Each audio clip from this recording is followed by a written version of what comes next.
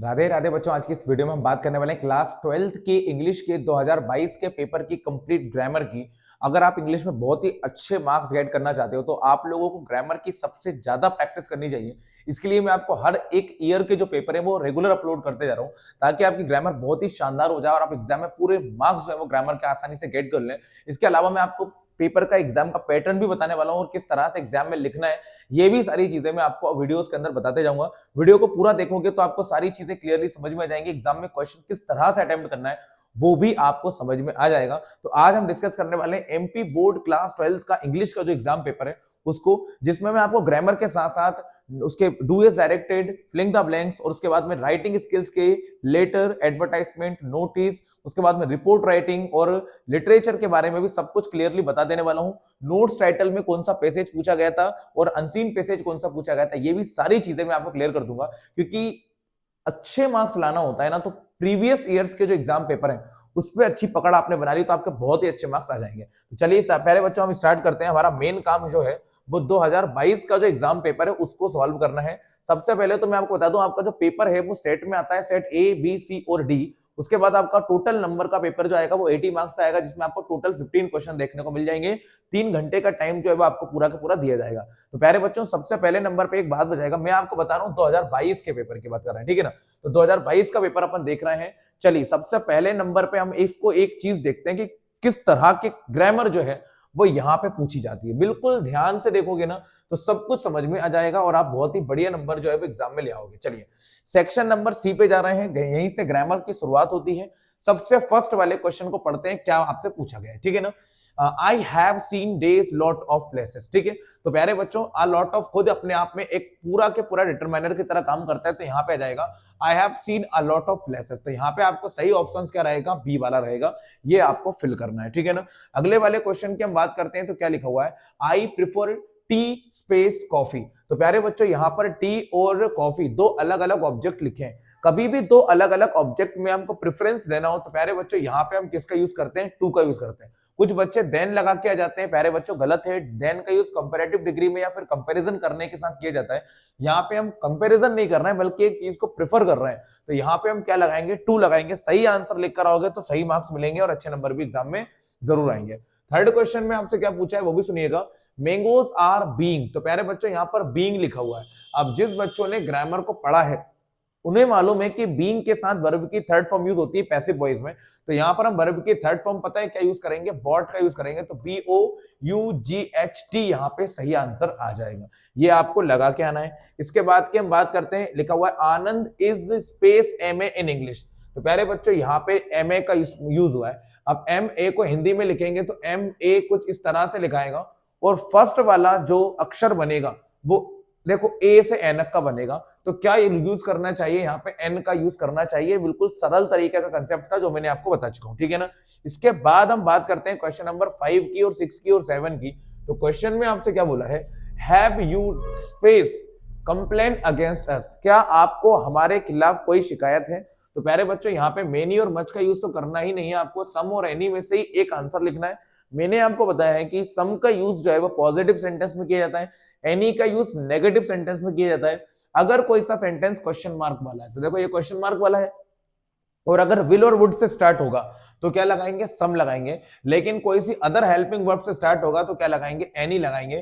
तो प्यारे बच्चों यहाँ पे सही आंसर जो रहेगा वो एनी रहेगा। अगला लिखा हुआ है ही इज पुअर, वो गरीब है। वो गरीब है और ईमानदार है, बिल्कुल नहीं, ऐसा नहीं लिख सकते। वो गरीब है या ईमानदार है, नहीं ऐसा भी लिख सकते। हम ऐसा लिख सकते हैं वो गरीब है लेकिन ईमानदार है। तो यहाँ पे सही कंसेप्ट जो बैठेगा वो बट का बैठेगा, तो आपको यहाँ पे बट का यूज करना रहेगा। अगला क्वेश्चन देखेंगे हम, 7th वाले क्वेश्चन में आपसे क्या बोला है, we space follow the rules of traffic. हमें ट्रैफिक के रूल्स को फॉलो करना चाहिए। तो प्यारे बच्चों यहाँ पे एक एडवाइस की बात कर रहे हैं, प्रॉपर एडवाइस की बात कर रहे हैं, तो हम यहाँ पे क्या लगाएंगे, मस्ट लगाएंगे। यहाँ पे आपको मस्ट का यूज करना होगा, ठीक है।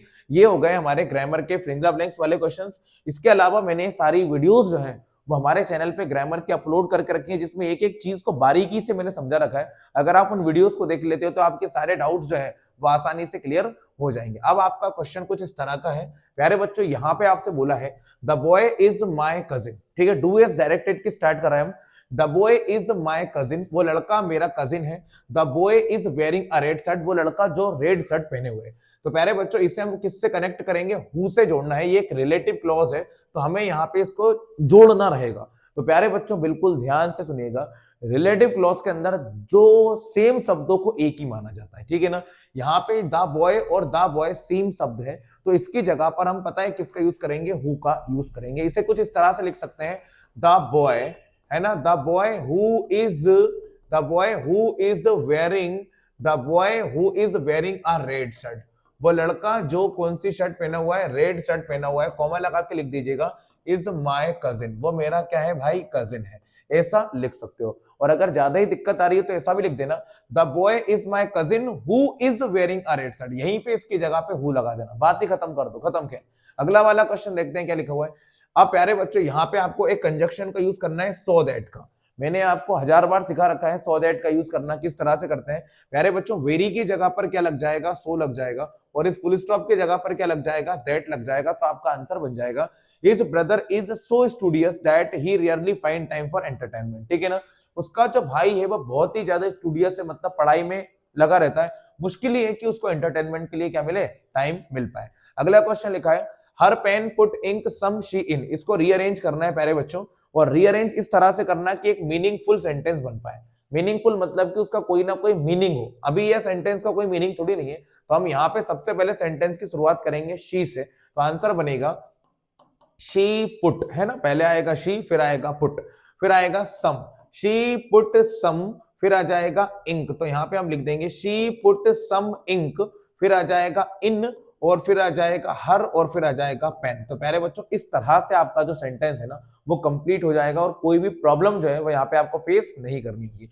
अगला क्वेश्चन देखते हैं। प्यारे बच्चों यहाँ पे नरेशन दिया है, आपको इनडायरेक्ट स्पीच बनाना है, तो प्यारे बच्चों बिल्कुल ध्यान से देखिएगा, इसे भी आप हमारी पूरी कंप्लीट वीडियो में समझोगे तो जल्दी समझ में जाएगा।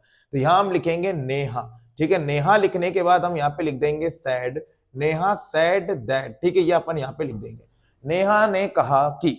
अब आई जो होता है ना वो सब्जेक्ट को देखकर चेंज होता है, तो सब्जेक्ट कौन है, नेहा है, तो नेहा सब लड़की है, तो हम यहाँ पे शी लिखेंगे, ठीक है ना, ऐसा लिखना पड़ेगा।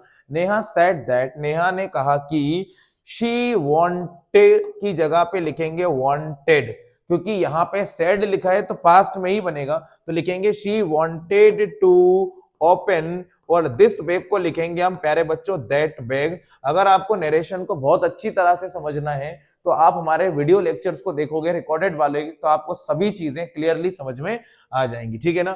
इसको आप क्विट भी कर सकते हो, आपको 7 ऑप्शंस मिलेंगे, 7 क्वेश्चन मिलेंगे, उसमें से 5 ही आपको करने रहेंगे। अगला क्वेश्चन देखते हैं जो आपके लिए बहुत ही आसान रहेगा।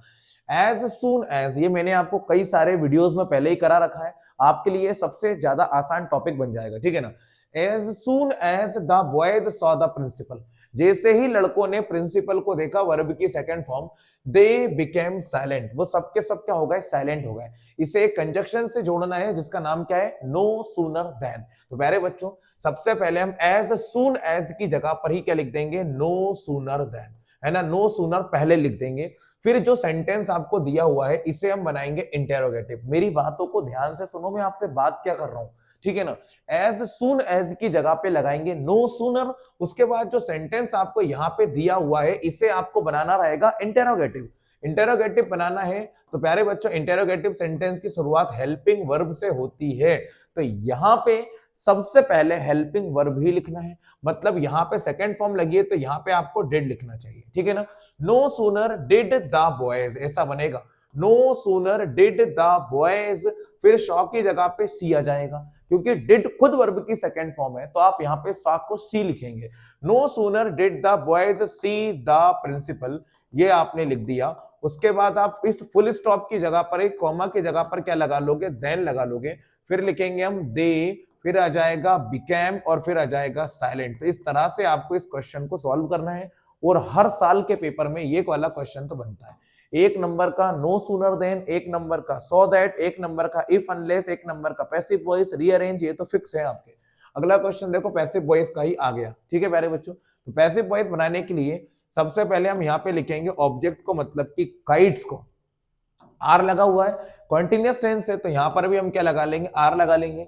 जहां पर भी आईएनजी की पैसिव वॉइस होती है वहां पर हम यूज करते हैं बीइंग का, वर्ब की फॉर्म लगेगी थर्ड फॉर्म, तो फ्लाई की थर्ड फॉर्म हम क्या लिखेंगे प्यारे बच्चों, फ्लोन लिखेंगे। फिर आ जाएगा बाय, और दे को क्या लिखेंगे, तो दे को हम क्या लिख देंगे, दैम लिख देंगे। इस तरह से आपका जो आंसर है वो बढ़िया तरीके से तैयार हो जाएगा। आगे की हम बात करते हैं, वी लिव हियर सिंस 1952। प्यारे बच्चों वर्ब की फर्स्ट फॉर्म जो है वो यहाँ पे यूज की गई है, तो वर्ब की फर्स्ट फॉर्म यहाँ पे लगी हुई है, तो आपको करना क्या है, वर्ब की फर्स्ट फॉर्म लगी हुई है तो आपको करना क्या है, इसे सिंस और फॉर वाला बनाना है। वर्ब की फर्स्ट फॉर्म दिखाती है कि ये प्रेजेंट परफेक्ट कंटीन्यूअस टेंस है, तो इसे हम बनाएंगे प्रेजेंट परफेक्ट कंटीन्यूअस में वी हैव लगेगा, वी हैव बीन आएगा, वी हैव बीन आएगा।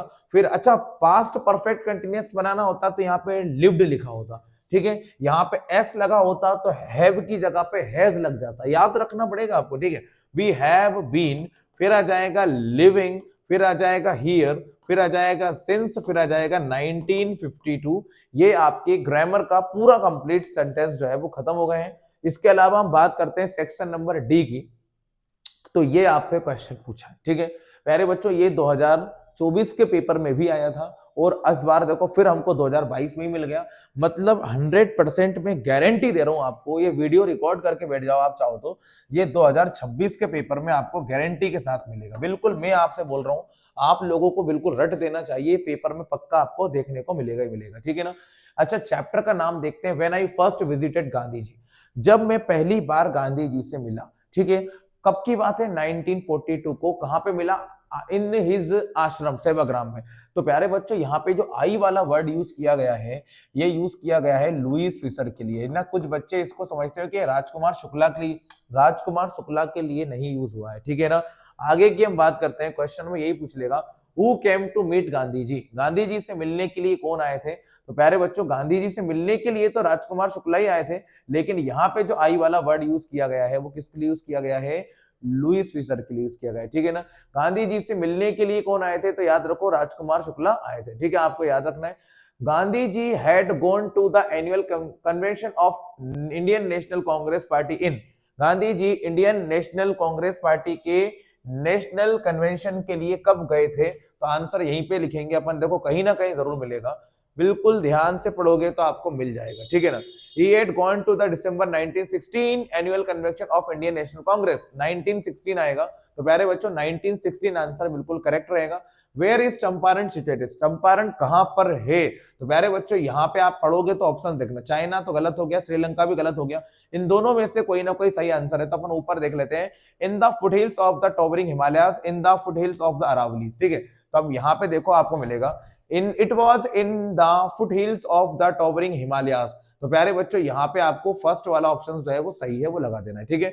अगला क्वेश्चन है, how many delegates were there in annual convention of Indian national Congress, Indian national Congress के नेशनल कन्वेंशन में, एनुअल कन्वेंशन में कितने लोग शामिल थे, तो 2301 आपको लिखना है, ये यहाँ पे लिखा हुआ है, 2301 आपका आंसर सही है। अगला क्वेश्चन देखते हैं क्या लिखा हुआ है। प्यारे बच्चों ये नया क्वेश्चन आपके सामने आया है, बिल्कुल ध्यान से पढ़ोगे, जो बच्चे पढ़ाई में कमजोर हैं उनके लिए ये बिल्कुल सुपर अपॉर्चुनिटी है कि वो इनको पढ़कर बहुत अच्छे नंबर ला सकते हैं। देखिए क्या लिखा हुआ है, driving from my parents home to Cochin last Friday morning I saw my mother beside me, does open mouthed, her face ashen like that of a corpse, and realized with pain that she was as old she looked but soon। प्यारे बच्चों ये भी 2024 के paper का ही question है, 2026 में 100% आएगा, आप लिख के रख लीजिएगा। क्वेश्चन में लिखा है, which day is described in the above extract, ऊपर दिए गए एक्सट्रैक्ट में किस डे को डिस्क्राइब किया गया है, तो अभी पढ़ के आए फ्राइडे को डिस्क्राइब किया गया है, तो यहाँ पे लिखा हुआ है फ्राइडे, ठीक है। अगला क्वेश्चन देखते हैं क्या लिखा है, Who was sitting beside the speaker of the poem, इस पोयम के जो स्पीकर हैं कमला दास, उसके साइड में कौन बैठी हुई है, तो हम लिखेंगे हर मदर, मतलब उनकी मम्मी बैठी हुई है, तो आंसर में आ जाएगा हर मदर। अगला question, give the opposite meaning of soon, soon का अपोजिट मीनिंग लिखना है, तो प्यारे बच्चों सून का मतलब होता है जल्दी और जल्दी का ऑपोजिट हम लिखेंगे तो क्या लिख देंगे हम, लेट लिख देंगे, क्योंकि अर्ली, हरी और क्विक इन तीनों का मतलब भी जल्दी होता है। ये भी अपन ने कर दिया है। अगला क्वेश्चन देखेंगे प्यारे बच्चों, ये भी आपको 2024 के पेपर में देखने को या 2023 के पेपर में देखने को मिला था। क्वेश्चन को पढ़ते हैं और समझते हैं कि किस चैप्टर से लिया गया है। The chief astrologer placed his finger on his nose in wonder, ये 2024 के पेपर के ही है। मैं गारंटी दे रहा हूं आपको कि पेपर में कल देखने को 100% यही मिलेंगे आपको, बिल्कुल गारंटी के साथ मैं आपसे बोल रहा हूं, ठीक है ना।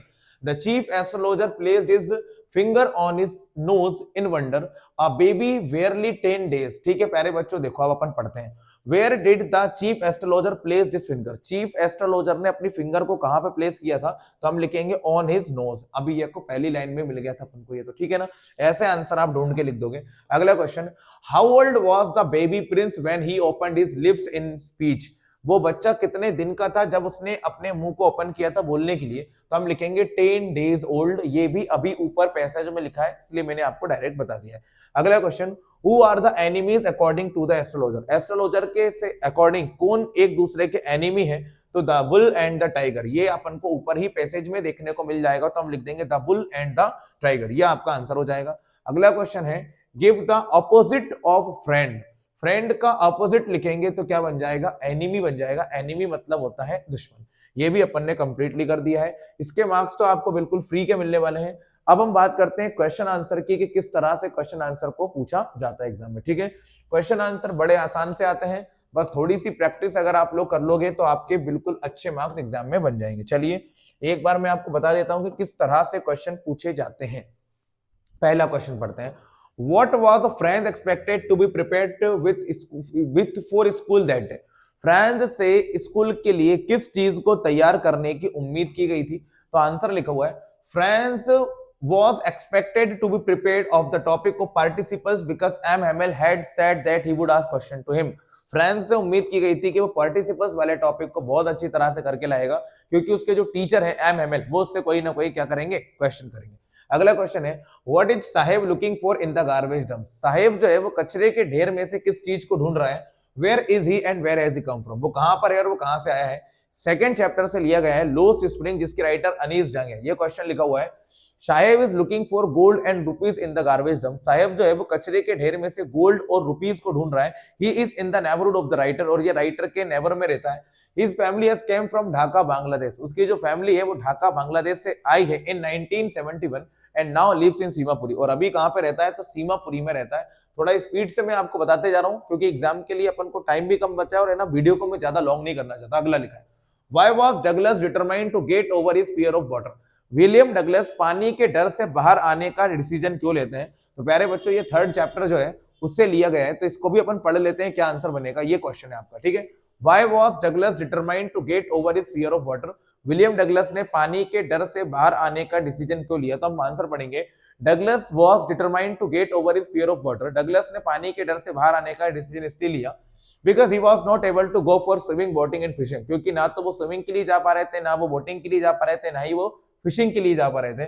सो he took help of an instructor, इसलिए उन्होंने एक इंस्ट्रक्टर की हेल्प ली and overcame his fear of water, और पानी के डर से पूरी तरीके से क्या आ गए, बाहर आ गए। He also cross the warm lake to grow his confidence, उन्होंने अपने कॉन्फिडेंस को ग्रो करने के लिए क्या करा, वार्म लेक को भी क्रॉस किया। ये बात आपको याद रखना है, ठीक है ना। ये क्वेश्चन भी अपन ने पढ़ लिया है। इसके बाद अगला वाला क्वेश्चन देखते हैं क्या लिखा हुआ है, what made the peddler think that he had indeed fallen into the rat trap, peddler को इस चीज का भरोसा कैसे हो जाता है कि वो भी एक ट्रैप के अंदर क्या हो गया है, फंस गए। तो प्यारे बच्चों ये आपको फोर्थ वाला जो चैप्टर है वहां से मिल जाएगा, ये क्वेश्चन आपसे पूछा है, ठीक है ना।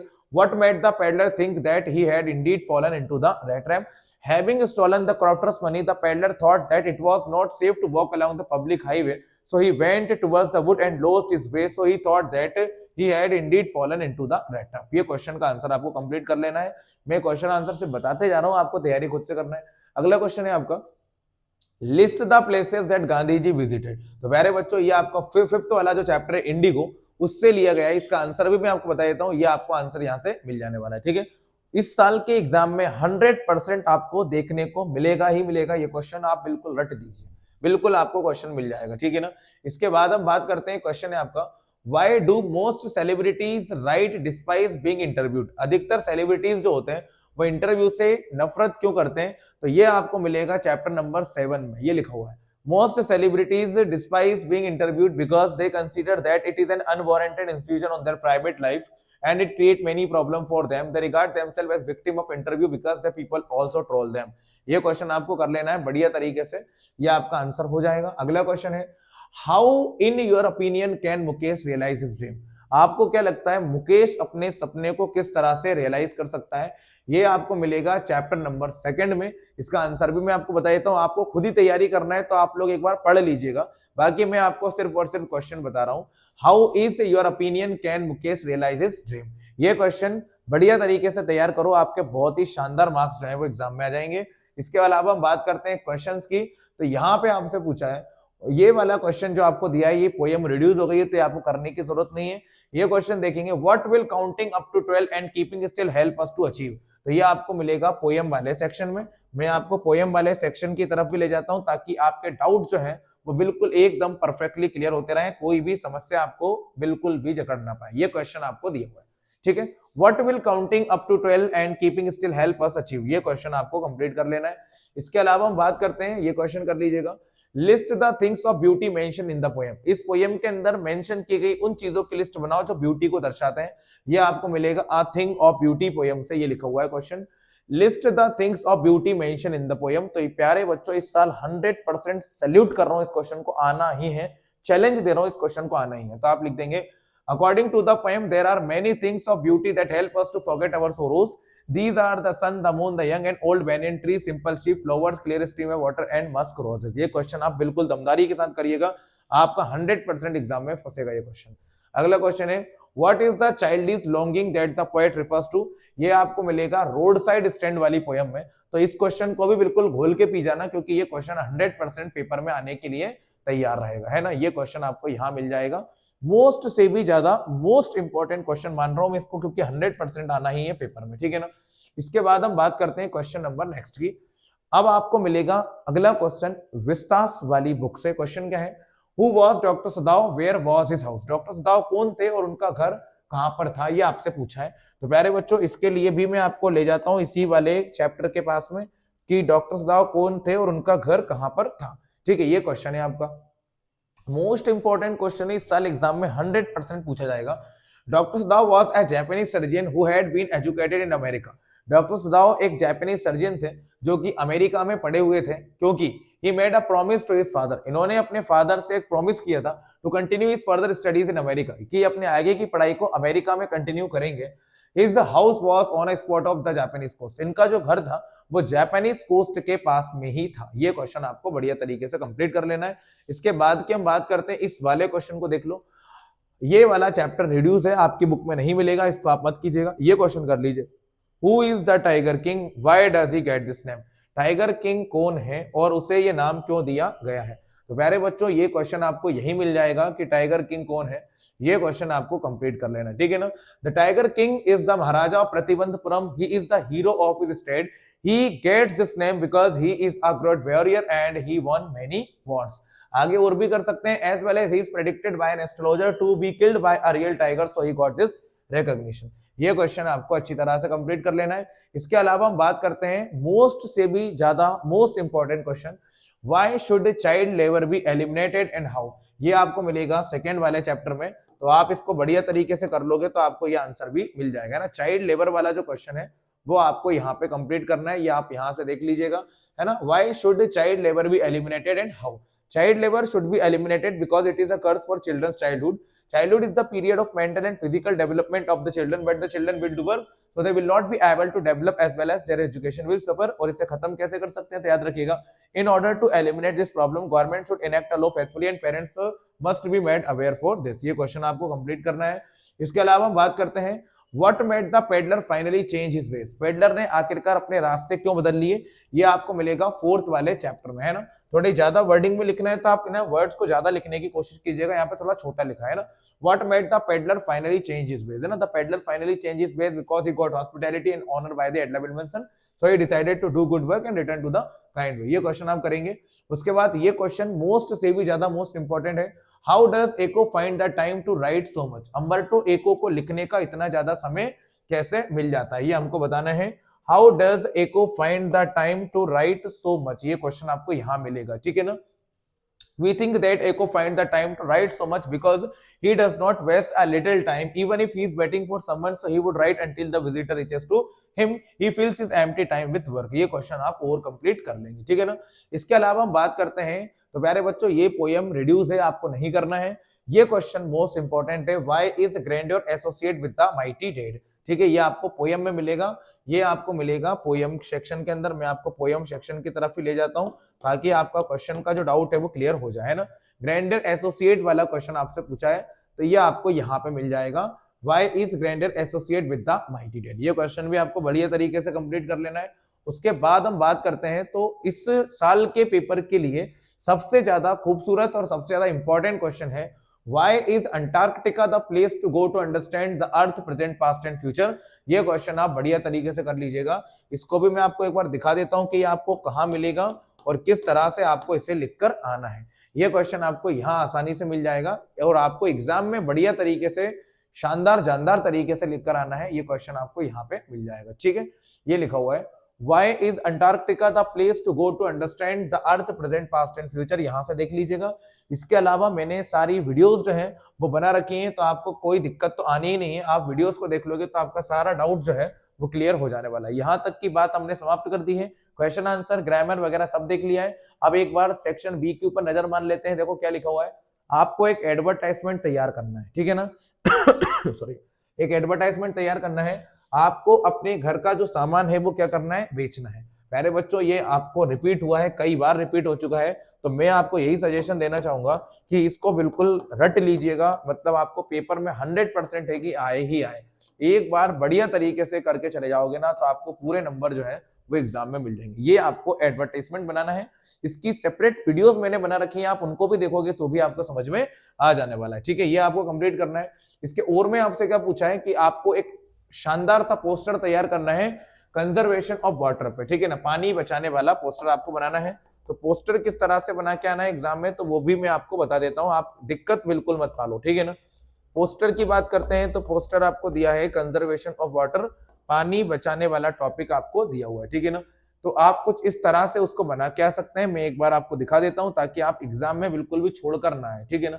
ये आप इस तरह से बना सकते हो, ठीक है ना। पानी बचाने वाला पोस्टर जो है वो इस तरह से आपको बनाना है। और भी कुछ इजी तरीके हैं, उनको भी फॉलो कर सकते हो आप, उस हिसाब से ही बना सकते हो, ठीक है। ये आपको पोस्टर का क्वेश्चन हो गया। अब बात करते हैं लेटर की, कि लेटर राइटिंग कौन सी आई है। Last month you purchased a TV, पिछले महीने आपने एक टीवी खरीदी, वो अच्छी तरह से काम नहीं कर रही है। इसके लिए आपको क्या करना है भाई, एक डीलर को लेटर लिखना है। प्यारे बच्चों इसका लेटर आपको इस तरह से ही पूछा जा सकता है कि आपको एक लेटर लिखना है एक डीलर को जिसमें आपने एक डिजिटल कैमरा खरीदा है and it is not working properly now, और जो कि अच्छी तरह से काम नहीं कर रहा है। मैंने इस क्वेश्चन का आंसर जो है वो यहाँ पे लिख रखा है, आप चाहो तो इसमें से देख सकते हो और आपको समझ में भी आ जाएगा, तो आप एग्जाम में बढ़िया तरीके से कर आएगा। बस मैंने इसके अंदर फॉर्मेट जो लिखा है वो डिजिटल कैमरा लिख दिया है।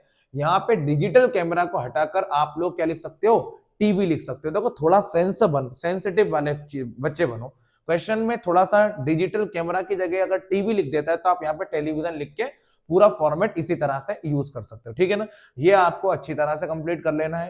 क्वेश्चन का काम आपका ही है, मेहनत आपको ही करनी है, आपको ही फोड़ना है पेपर को। तो बढ़िया तरीके से तैयारी करोगे तो आप सच में पेपर को फोड़ दोगे, ठीक है ना। तो लेटर की बात भी हो गई है। अब हम बात करते हैं कि रिपोर्ट राइटिंग कौन सी पूछी गई है। तो प्यारे बच्चों आपको importance of games and sports वाला पूछा है, तो आप importance of games and sports को यहाँ पे एक बार देख लीजिएगा कि किस तरह से एग्जाम में पूछा जाता है, ठीक है। मैं आपको बता देता हूँ कि क्वेश्चन कहाँ मिलेंगे आपको। तो ये आपका importance of games and sports हो जाएगा, ठीक है। मैं आपको दिखा देता हूँ, ठीक है ना। एक बार आप देख लीजिएगा ताकि आप पेपर में छोड़ करना है। ये importance of games and sports वाला टॉपिक जो है वो आपके सामने ही लिखा हुआ है। इसके अलावा हम बात करते हैं सेक्शन नंबर ए की, जिसमें आपको एक मिल जाएगा पूरा के पूरा इस तरह से पैसेज, और इसके आपको क्या बना के आना रहेगा, नोट्स और टाइटल। तो नोट्स और टाइटल जो है वो कहाँ मिलेगा प्यारे बच्चों, मैंने इसका भी वीडियो बना रखा है, आप चाहें तो वीडियो देख लीजिएगा, डिस्क्रिप्शन में लिंक दिया हुआ है। नोट्स और टाइटल का कैसे बनाना है वो आपको आसानी से मिल जाएगा। इसका टाइटल आप हम बात करते हैं तो मिल जाएगा आपका national exhibition on environment protection, और बाकी नोट्स भी आपको मैंने बनाना सिखाया है। अनसीन पैसेज की बात करते हैं तो आपको हमारे कुछ नहीं करना, अनसीन पैसेज के लिए आप चले जाइए हमारे प्लेलिस्ट में, वहां पे आपको रीडिंग स्किल्स की प्लेलिस्ट मिलेगी 10th 12th क्लास की, वहां पे आपको नोट्स, टाइटल, अनसीन पैसेज किस तरह से करने होते हैं वो आपको मिल जाने वाले हैं। तो प्यारे बच्चों, एक एक चीज जो है पेपर की मैंने एनालाइज करके बता दी है बढ़िया तरीके से, और आप लोग अगर बढ़िया तरीके से मेहनत करते हो तो आपके बहुत ही शानदार मार्क्स जो है वो एग्जाम में आ जाएंगे। वीडियो अच्छा लगे तो प्लीज वीडियो को लाइक कीजिएगा और चैनल को भी सब्सक्राइब करिएगा। चलिए मिलते हैं अगले वीडियो में। जय श्री महाकाल।